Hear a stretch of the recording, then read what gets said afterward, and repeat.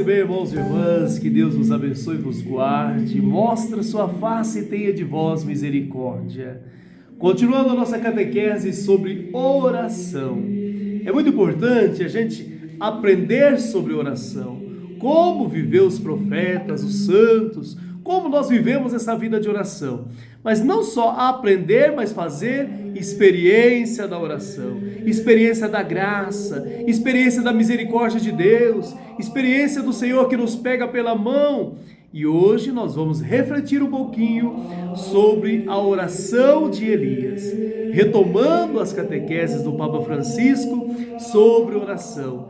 Nos ajuda também a ter um olhar de fé, a ter uma experiência, cada um olhando para a sua própria vida, a experiência que tem com Deus através da oração. Hoje, irmãos amados, então, a nossa catequese vai mostrar o cuidado de Deus com o ser humano, com a pessoa, com a criação. E agora comecemos, então, encontrando um personagem que eu acho fascinante, na verdade, né? Com certeza, dentro de toda a Sagrada Escritura, esse personagem nos chama a atenção. É um profeta, a oração do profeta Elias. Ele supera todos os limites do seu tempo e podemos ver a sua presença também em algumas situações, a sua presença também em alguns episódios do Evangelho. Aparece ao lado de Jesus, né? Juntamente com Moisés, no momento da transfiguração, Mateus 17:3. O próprio Jesus refere-se à sua figura para dar crédito também ao testemunho e ao chamado de João Batista.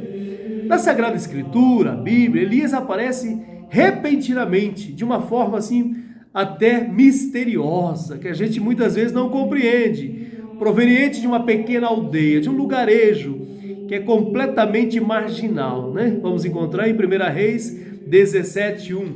E no final deixará a cena sob o olhar do discípulo Eliseu, numa carruagem de fogo que o levará para o céu. 2 Reis 2, de 11 a 12. Portanto, é um homem sem uma origem exata. Sobretudo, não tem um fim aonde nós podemos dizer, aconteceu isso exatamente, como que fosse raptado para o céu. Por esse motivo, seu regresso era esperado antes da vinda do Messias, como precursor. Era assim que se esperava o regresso de Elias.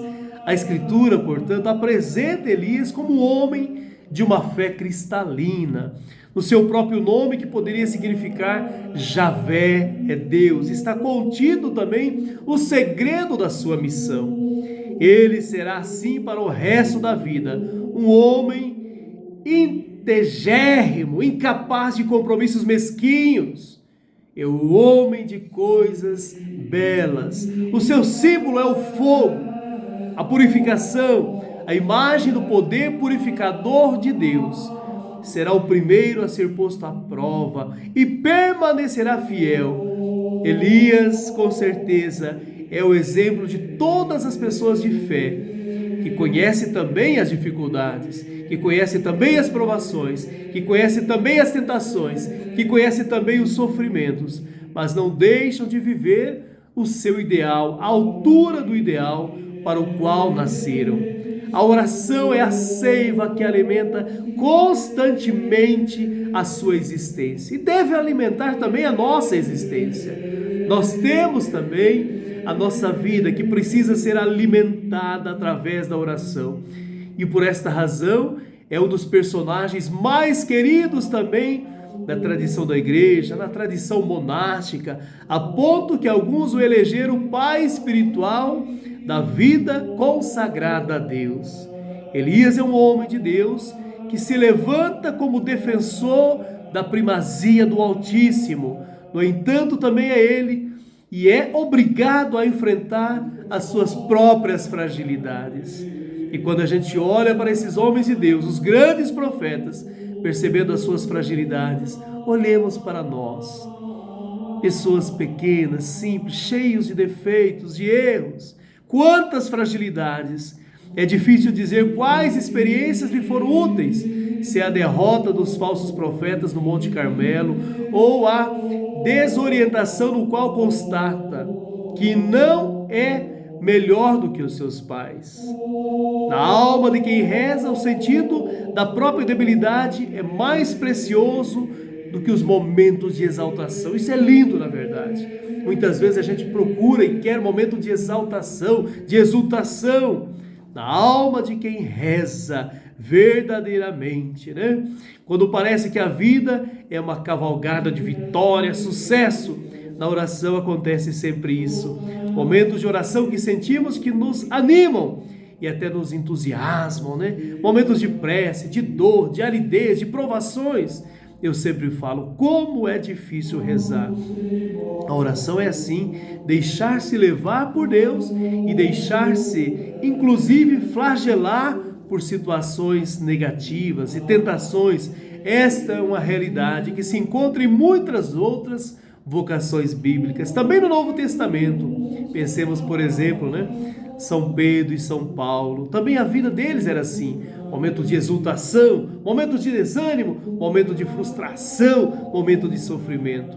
Elias é um homem da vida contemplativa, é um contemplativo e ao mesmo tempo de uma vida ativa, preocupado com os acontecimentos do seu tempo, capaz de se lançar contra o rei e a rainha, quando eles mandaram matar Nabote para lhe apoderarem da sua vinha.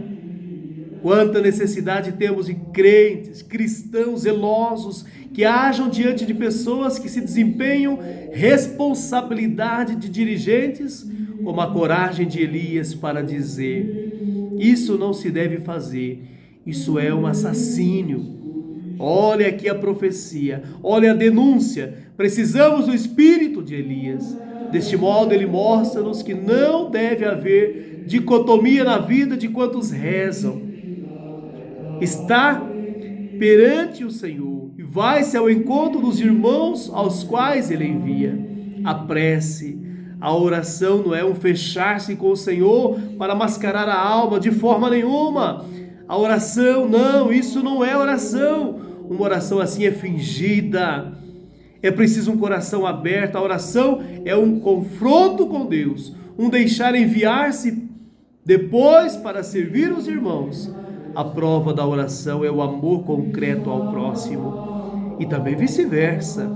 Os crentes agem no mundo depois de terem primeiro silenciado e rezado. Caso contrário, a sua oração é impulsiva, desprovida de discernimento, é um correr ofegante sem meta.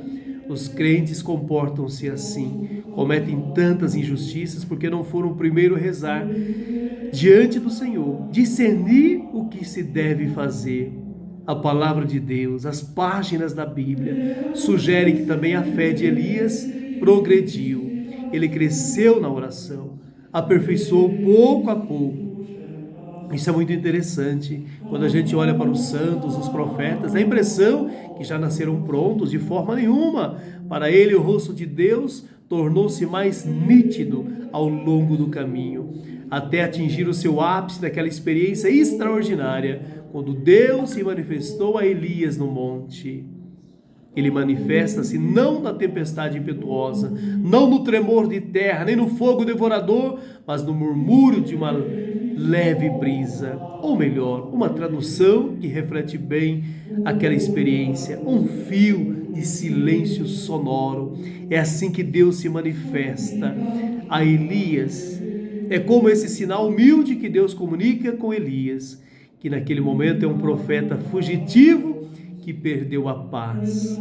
Deus vai ao encontro desse homem cansado, de um homem que pensava ter falhado em todas as suas frentes, e com aquela brisa leve, com aquele fio de silêncio sonoro, faz voltar ao seu coração a calma e a paz. Essa é a vicissitude de Elias, mas parece escrita para você, para mim, para todos nós. Em certas noites podemos sentir-nos inúteis, solitários. É então que a oração virá e baterá a porta do nosso coração. Todos nós podemos aceitar uma parte do manto de Elias, como seu discípulo Eliseu aceitou metade do seu manto.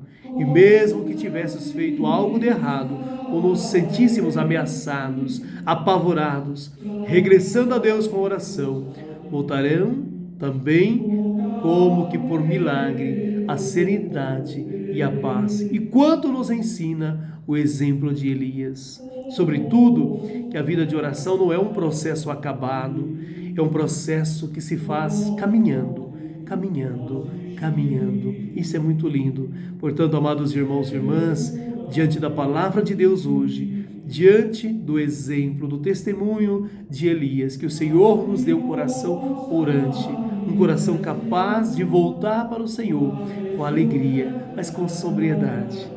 Que Deus te abençoe. Coragem, paz e bem.